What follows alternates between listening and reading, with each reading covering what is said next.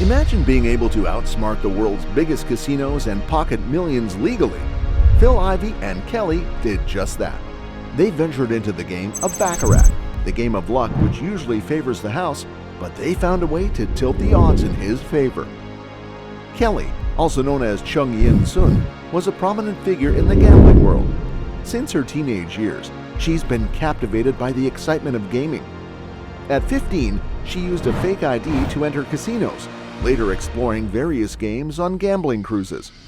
Kelly isn't just a player, she's a natural hustler, constantly seeking her next victory.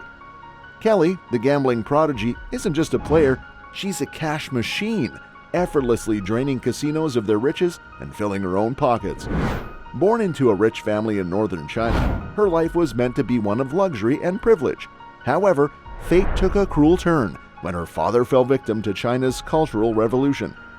Mao Zedong's regime imprisoned the wealthy, including Kelly's father, and seized their assets, shattering their once privileged lives. During the final years of Mao's regime, Kelly's father was sent to a work camp, leaving the family in poverty.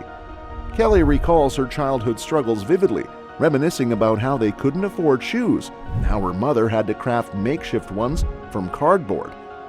The harsh winters left her feet freezing, and they had to grow their own food to survive.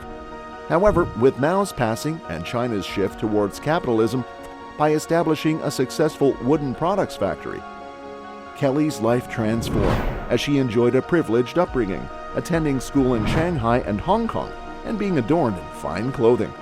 It was very different from when she was poor. She also indulged in a passion for gambling. By the age of 15, she was making up money to play a Chinese version of poker. She also used a fake ID to go on gambling cruises out of Hong Kong and made her way to Macau, flush with family money. Kelly recalls winning $150,000 while playing Baccarat with $1,500 at the age of 15. This initial success sparked her passion for casino gambling. Later, when she studied in Paris, someone admired her Rolex watch and she casually gifted it to them. With her father's support, Kelly embarked on a high-stakes lifestyle in her 20s, exploring luxurious gambling destinations worldwide. From blackjack to baccarat, slot machines to video poker, she indulged in various games, earning admiration from casino bosses along the way. During her visits to Monte Carlo, Las Vegas, and Macau, Kelly was treated like royalty. Penthouse suites, champagne, complimentary dinners, and nightclub expenses covered, casinos spared no luxury for her. Despite the extravagant treatment, her losses, totaling millions, were undeniable. One memorable instance was at Palms, where she lost $3 million but enjoyed a lavish suite overlooking the Strip. In 2006, at Wynn Las Vegas, she deposited $200,000 for gambling, only to see most of it vanish quickly. With only $4,000 left, she roamed the rows of slot machines, hoping for a stroke of luck, a clear sign of her unwavering faith in chance. She then came across a man swiftly working the slot machines, and she found herself intrigued.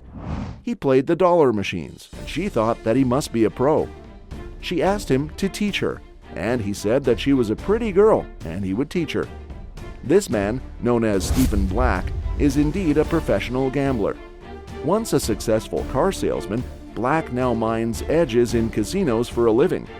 With expertise in advanced blackjack techniques like ace sequencing and shuffle tracking, coupled with exceptional vision and memory, he's hailed as the sharpest of the sharp by sports bettor Bill Krakenberger. Black took Kelly under his wing, guiding them to casinos in California, New Orleans, and Tunica.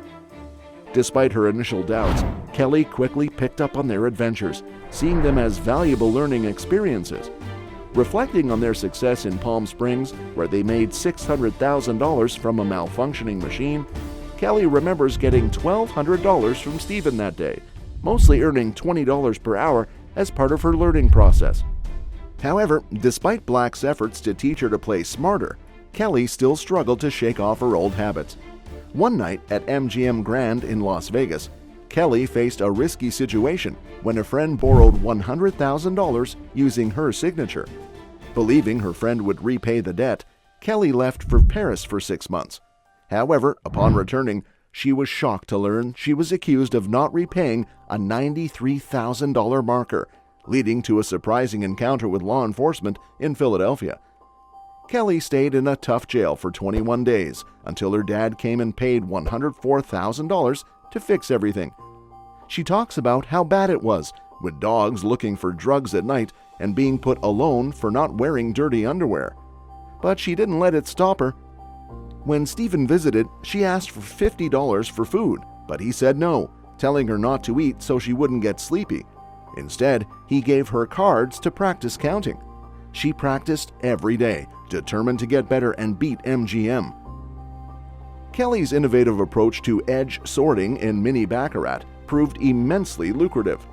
In this game, players bet on 2 cards for either the player or the banker, aiming for a total closer to 9. Aces are 1, 10s and face cards are 0, and other cards are face value. Kelly's method involved identifying subtle differences in the patterns on the backs of the cards, allowing her to predict their values. While edge sorting itself wasn't new, Kelly's mastery of the technique set her apart. After successful test runs, she and her team made their big move to Aria's Salon Privé. Despite initially losing $100,000, they returned the next day, deposited $500,000, and played Macau style, with the casino's approval. With the dealer inadvertently revealing key cards, they ultimately turned their losses into significant gains. In the next round, Kelly could predict which cards were coming, making it easy to decide when to bet on a player or banker. She confidently wagered $40,000 each hand, quickly amassing $1 million. They cashed out and headed to Caesar's Palace, where they won another $200,000.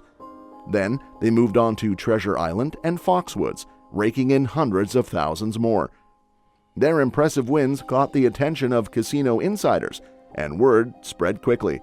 When Stephen saw Kelly again, he knew she was behind it all. He proposed teaming up with Phil Ivey, a renowned poker player known for his high-stakes gambling. Hearing that Ivey had millions on him in Australia, Kelly and Stephen wasted no time and hopped on a plane from Vegas to Melbourne to join. In exchange for introducing them, Black would receive 10% of their winnings and proposed teaming up with Ivey to exploit a way of controlling dice in craps.